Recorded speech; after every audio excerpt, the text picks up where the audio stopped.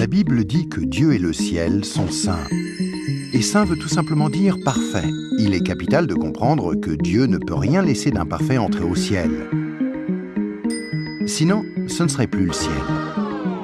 La Bible dit aussi que nous avons tous un corps et une âme. À notre mort, notre corps est enterré ou incinéré. Mais notre âme, le vrai nous, vit pour toujours, soit au ciel, soit en enfer. Malheureusement, nous avons un problème, car la Bible dit que si nous avons enfreint une seule des lois de Dieu, par exemple, si nous avons menti une fois, triché une fois, détesté une fois, juste une fois, comme nous l'avons tous fait, soyons honnêtes, alors notre âme devient imparfaite et nous ne pouvons pas entrer au ciel. Connais-tu quelqu'un qui n'a jamais enfreint une seule des lois de Dieu? La réponse est évidemment non. Alors, voilà notre problème. Nous avons tous enfreint les lois de Dieu, c'est pourquoi nous avons tous une âme imparfaite. Ainsi, si à notre mort, notre âme peut aller soit au ciel, soit en enfer, mais que pour aller au ciel, nous devons avoir un casier judiciaire vierge, et aucun d'entre nous n'en avons un, alors cela signifie que nous allons tout droit en enfer. Cela peut sembler dur, et tu te demandes peut-être comment un Dieu plein d'amour a pu créer un lieu tel que l'enfer, et comment peut-il en plus y envoyer des gens? Alors pensons-y dans ce sens. Pense à quelqu'un que tu aimes vraiment.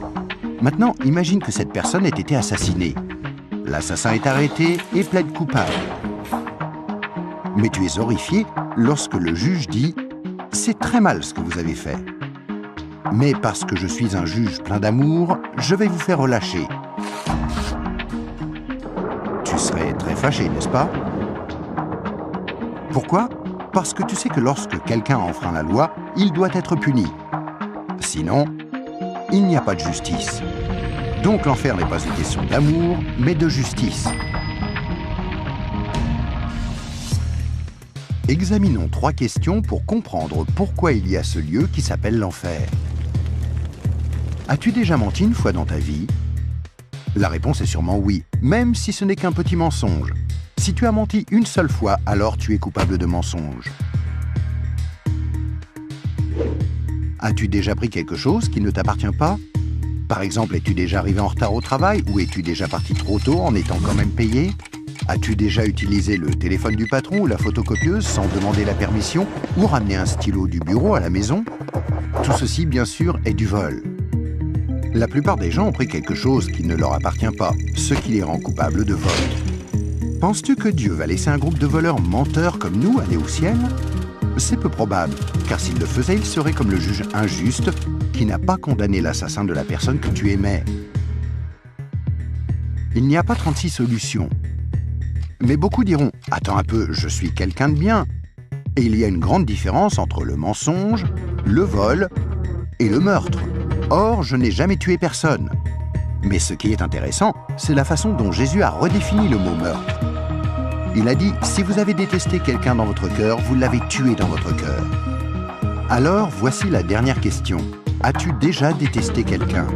La vérité, c'est que la plupart des gens ont déjà ressenti de la colère ou de la haine vis-à-vis des autres, ce qui, selon Dieu, nous rend coupables de meurtre. Voilà la mauvaise nouvelle. Afin qu'il y ait une justice, il faut qu'il y ait un endroit comme l'enfer. Mais voici la bonne nouvelle. Et c'est là que Jésus entre en jeu. Ce qui distingue Jésus du reste du monde, c'est qu'il est parfait. Contrairement à nous, il n'a enfreint aucune des lois de Dieu. C'est pourquoi il a un casier judiciaire vierge, une âme parfaite. Imagine la scène avant que Jésus ne vienne sur terre, il y a 2000 ans. Jésus a regardé dans l'avenir et t'a vu ici aujourd'hui. Il s'est tourné vers Dieu, son Père, et lui a demandé « Père, j'aime les gens de ce monde et je ne veux pas qu'ils aillent en enfer pour avoir enfreint tes lois. Existe-t-il un moyen pour qu'ils soient pardonnés ?» Dieu le Père a regardé son Fils et a dit « Jésus, il n'y a qu'un moyen. Tu devras aller sur terre, devenir un être humain et vivre une vie parfaite. Puis tu mourras d'une mort cruelle sur une croix pour prendre la punition que les gens du monde méritent pour avoir enfreint mes lois. Quand tu auras fait ceci, le jour où ils te demanderont d'échanger leur casier judiciaire avec ton casier judiciaire parfait, alors il leur sera possible d'être pardonnés. »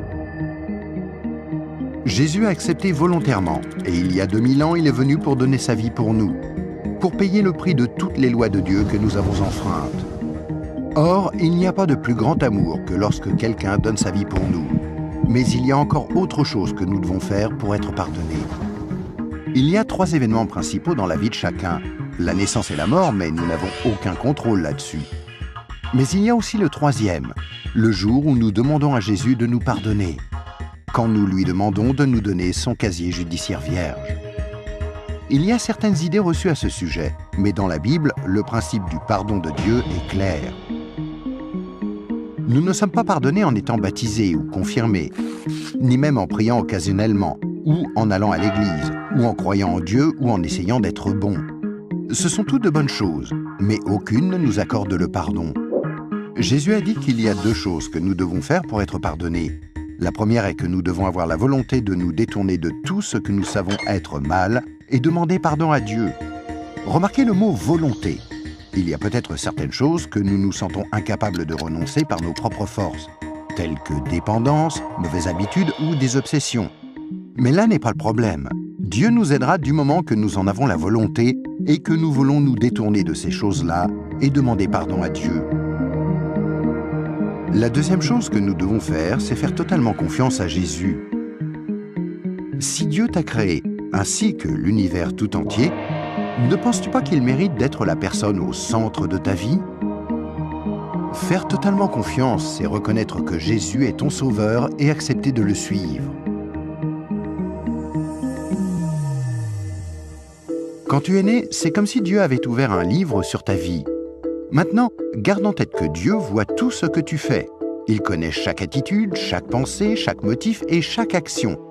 À chaque fois que nous brisons juste une des lois de Dieu, c'est écrit dans ce livre. Tu imagines bien qu'à la fin de nos vies, il y a toute une bibliothèque de livres contre nous. Mais quand tu te tournes vers Jésus et que tu lui fais confiance, il se passe quelque chose d'incroyable. C'est comme si Jésus prenait ton livre et se tenait en haut d'une falaise et déchirait toutes les pages. Le casier judiciaire entier de tout ce que tu as fait de mal et les jeter dans la mer la plus profonde. Il promet de ne plus jamais se rappeler de toutes ces choses. Jésus prend ensuite une copie de son casier judiciaire vierge que tu lui as demandé de te donner et il la glisse entre les 2 couvertures du livre où ton nom est inscrit. Ce nouveau livre est gardé précieusement au ciel. Le miracle est que l'on ne touche plus à ton livre à partir du moment où tu demandes à Jésus de te pardonner et jusqu'à ta mort. Même si tu fais des erreurs et brises encore les lois de Dieu. Devenir un chrétien ne te rend pas parfait sur le coup, et tu ne peux pas non plus dire une prière rapide et ensuite retourner à ton ancienne manière de vivre. Rappelle-toi, Dieu t'a pardonné pour toujours quand tu lui as demandé le casier judiciaire vierge de Jésus. Tout ce qu'il demande, c'est que tu lui soumettes tout et le laisses te purifier jour après jour.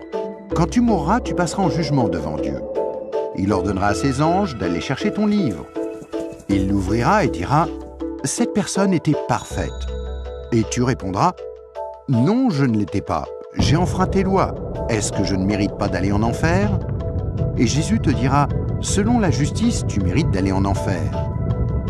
Tu as enfreint mes lois, et certaines, de nombreuses fois. Mais, mon enfant, tu as mon casier judiciaire vierge. Celui que je t'ai donné quand tu t'es tourné vers moi et que tu m'as fait confiance, et je t'ai pardonné. Bienvenue au ciel. » C'est pourquoi Jésus est si merveilleux. Grâce à lui, il est possible que chacun, peu importe les erreurs commises, soit pardonné et entre un jour au ciel. Imagine que tu ne te sois jamais tourné vers Jésus. Pense à ce qui pourrait arriver. Quand tu mourras, tu iras devant Dieu lors du jugement et Dieu te dira « Je suis désolé, je ne peux pas te laisser entrer au ciel, je dois t'envoyer en enfer. Tu ne m'as jamais demandé de te pardonner. Je t'aimais tellement que j'ai tenté par 6 façons différentes d'attirer ton attention. Premièrement, je suis mort sur la croix pour prendre sur moi ta punition. Deuxièmement, quelqu'un t'a expliqué d'une manière simple que tu pouvais être pardonné. Troisièmement, il y avait des églises à travers le monde. Certaines étaient bonnes, d'autres moins bonnes. Tu aurais pu trouver les bonnes. Quatrièmement, je t'ai donné une conscience pour que tu distingues le bien du mal. Cinquièmement, j'ai créé un monde si beau. Comment as-tu pu ignorer ma présence? Et sixièmement, je suis ressuscité des morts, afin de prouver que je suis Dieu, et que tout ce que j'ai dit était vrai. Mais tu n'as encore rien fait. Je suis désolé, je ne peux pas te laisser entrer au ciel. Je dois t'envoyer en enfer. Et toi, si tu meurs ce soir, où iras-tu? Rappelle-toi, pour entrer au ciel, il faut un casier judiciaire vierge, que tu ne peux avoir sans avoir demandé à Jésus de te donner le sien. Afin de recevoir ce don gratuit, tu dois faire seulement 2 choses. Tout d'abord, tu dois vouloir te détourner de tout ce qui est mauvais dans ta vie et demander pardon à Jésus. Et deuxièmement, tu dois faire totalement confiance à Jésus. À moins de faire ces 2 choses, il t'est impossible d'être pardonné et à ta mort, il te sera impossible d'entrer au ciel. Ce qui est affreusement triste, parce que c'est la raison pour laquelle Jésus est mort pour toi.